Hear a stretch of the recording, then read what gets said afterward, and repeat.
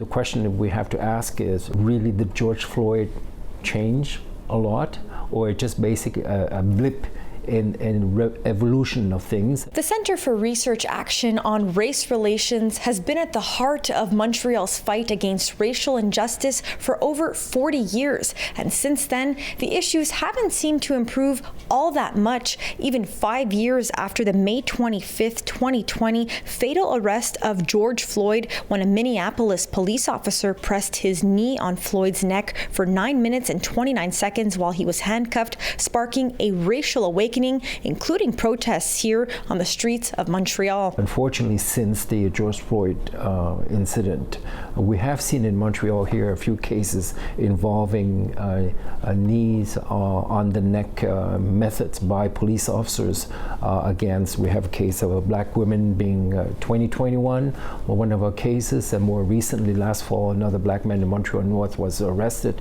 with also police knees on his neck. 5 years after the words Black Lives Matter in French were painted in bright colors across St. Catherine Street in downtown Montreal, co-founder and executive director of CRARR, Fo Niemi, says racial profiling cases have gone up as more people in the Black, Latin American and Arab communities are speaking out.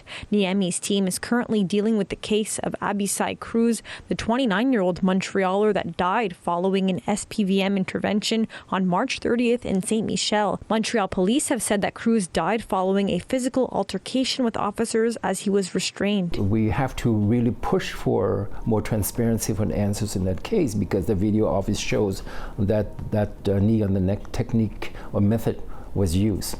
Whether it contributed to his death, we're waiting for the autopsy report on that. Renee St. Leger is a lawyer representing the family. He didn't have to die. The Cruz family, they need to feel the sense of justice in this particular situation.